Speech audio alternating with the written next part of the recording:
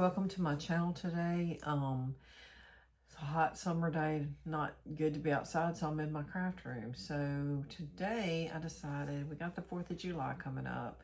I'm gonna make a quick little 4th of July door hanger. I'm gonna paint it red. I'm not gonna do like a divided or whatever.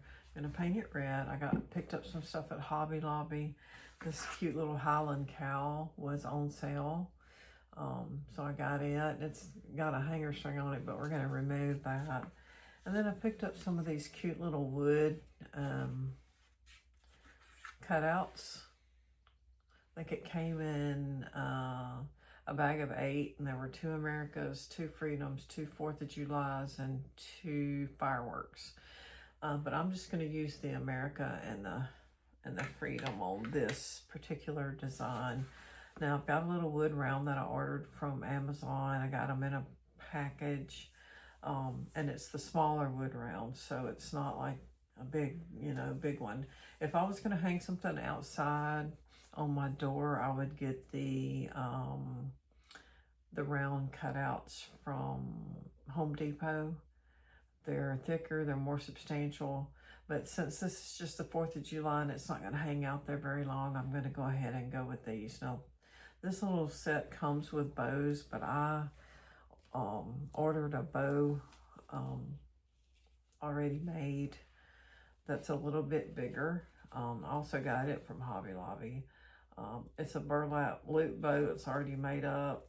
And so it's ready to go, and I don't have to do any bow making. So let's get started. The first thing I do, of course, is get my paint mat ready, but I've got the wood round here. I just kind of set these along on top of the round, kind of how I want them placed, just to kind of have a look-see if I think that's gonna work. I might can move the Highland cow down here and just kind of hang him off the edge a little bit. I might can move maybe this over here. Anyway, I'm going to play around with it and see what I find that maybe I like. And then we're going to paint it this red color. This is called Red Alert. You could use tree red if you wanted to, but I thought this would be brighter and a little more festive. And of course, these little boards come with cutout holes already to put the string through. But the ones at Hobby Lobby, you're going to have to drill holes through. And then I just have twine that we're going to use for the hanger. All right, so I'm going to figure out what I'm going to do, and we will get back with you. Okay, the first thing we're going to do is paint, but I wanted to show y'all these. I got these cute little watermelons as well. I'm not going to put them on this wreath, but I'm thinking of making just like a summertime wreath and using these little watermelons. They were on sale at Hobby Lobby for $3.50, and you got these cute little wedges, and then you've got these half sliced pieces. So I just wanted to show y'all that. But the first thing we're going to do is paint, and I always use foam brushes so that I can throw them away when I'm done. And I'm going to paint with the grain of the wood, and we'll be back after it dries to then just glue on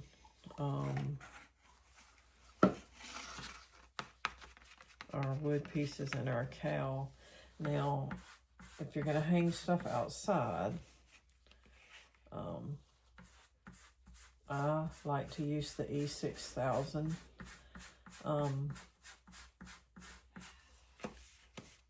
glue, because it hangs, and you can see it when you check out at Hobby Lobby. There's going to be some hanging by the thing, or you can get it back in the back off the shelf. It's going to be both places. Yeah, this red's turning out nicely.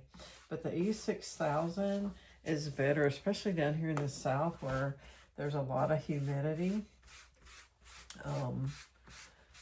you can use hot glue. However, the heat down here, just like this last week, it's just the middle of June, and the heat index here has been anywhere from 105 to 115. And so it's very humid and hot. And so you don't really, it's not advisable to use a hot glue gun with regular hot glue for stuff you're going to hang outside in the South. And it may be different in different parts of the country, and it may be perfectly fine to use the hot glue, but I'm just telling you that. And you don't have to use E6000 if you have a different type of glue you like to use. See how pretty that turned out? And I don't even know, it may need a second coat once it dries, but I don't even know if it's going to need a second coat. I'm going to do around these edges. And as you can see, this is a very thin board. And when you're using acrylic paint like this, you can actually take a blow dryer and dry it and then put a second coat on if you want to. So I think that's what I'm going to do.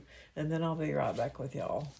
Okay, so I did put another coat on and it's dry. I dried it with my blow dryer. Now, if you have other house chores to do and you want to, I didn't dry the sides obviously, but if you want to leave it and let it dry for an hour or so, because it doesn't take the acrylic long to dry, and then come back and then recoat it and then let it dry some more and do another chore around the house, that's fine. I just like to use the blow dryer to dry it when I'm not wanting to take a whole period of time to work on it.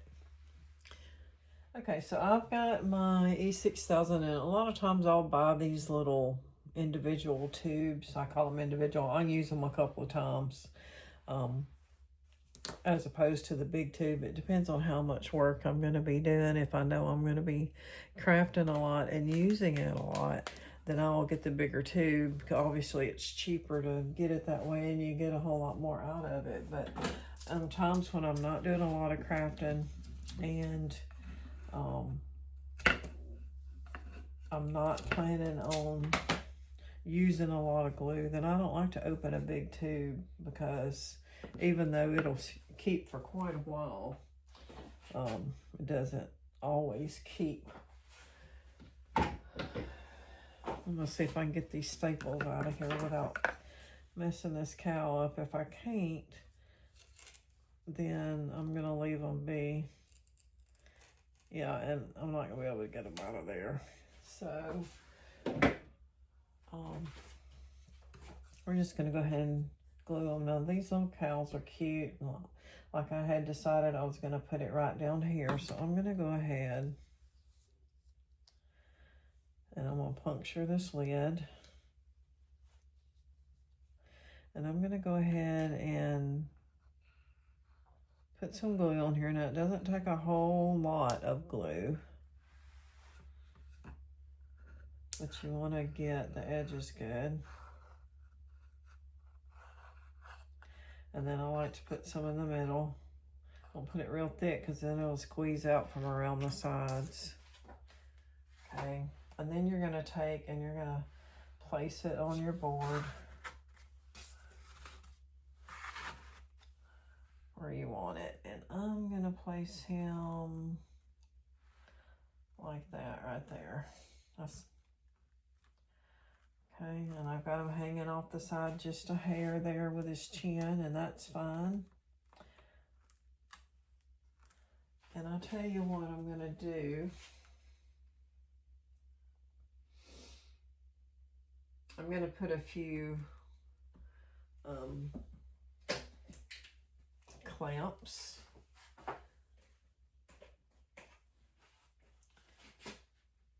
on him so that everything adheres well. I'll put one there.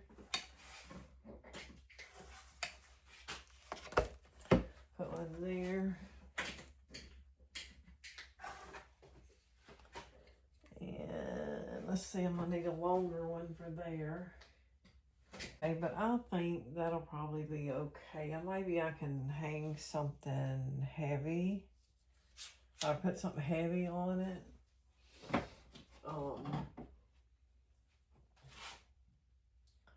don't think this one will. Let me see if this one will reach that far. It might. No. Okay. Well, we're gonna leave it as is then, and not gonna worry about it too much. He'll be stuck on there good. He's stuck everywhere. So we're not gonna worry about that right there. So what we're gonna do is let that dry. I'm gonna go ahead and place my words on there. I'm gonna place my America and my freedom about like that. I'm trying to look at my holes at the top. So I get it like I want it.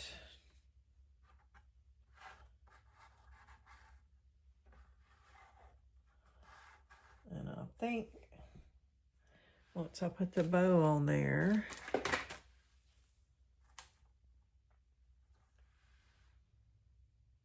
I may have to trim the bow a little bit. Maybe I want the America down here and the freedom up here.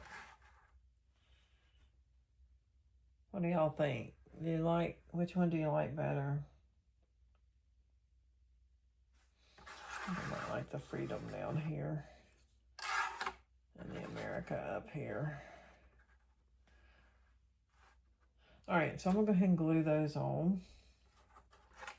Same difference. You don't want it real thick, but you want enough on there where it's gonna stick.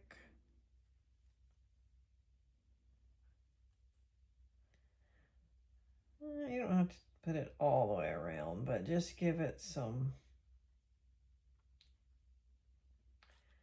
Make sure you get it at least on every letter. Obviously you want it to be something that lasts, so I'm gonna just kind of drop it on there like that. Just kind of,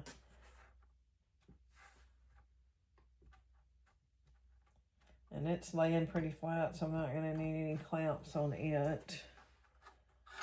And then I'm gonna do the same with the America, and then we'll be back with you and show you the finished product. So not back with the finished project yet, but I took my little, and I put a little piece of ribbon around the middle to kind of bring out, I just felt like the burlap needed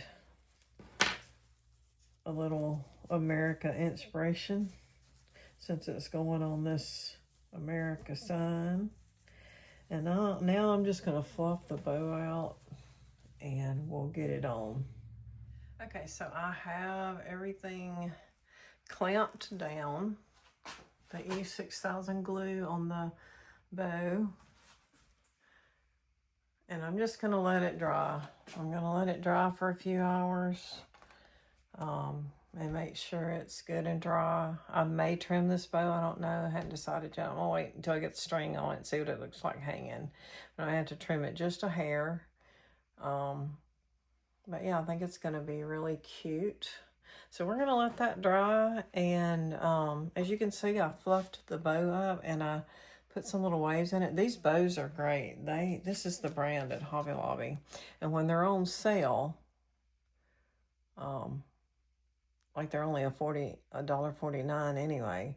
So it's so much cheaper. It's already made. It's so much cheaper than buying a spool of ribbon, because it would probably take about a whole small spool of ribbon. It's got several loops in it to make this bow, so it's cheaper just to buy them already made. Now sometimes I do make my own bows if I have a special ribbon I want to use, but these burlap bows, I have made my own, but it's almost always cheaper to just buy the bow, and so that's what I've done here.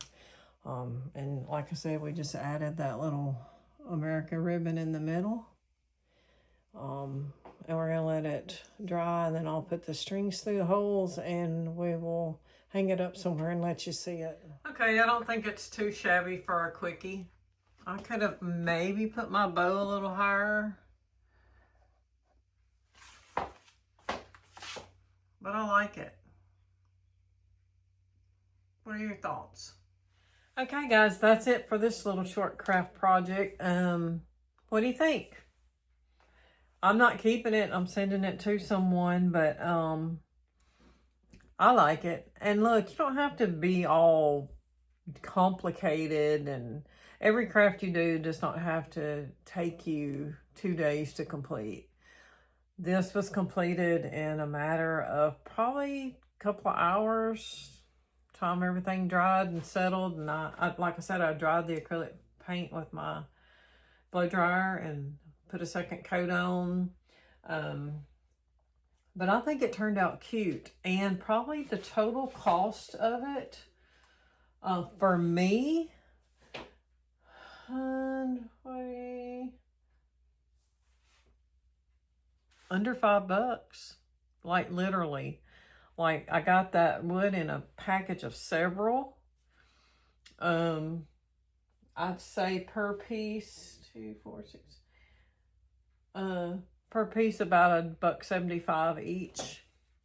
Holes were already drilled in it. String came with it. The bow, as you saw, was $1.49. Okay.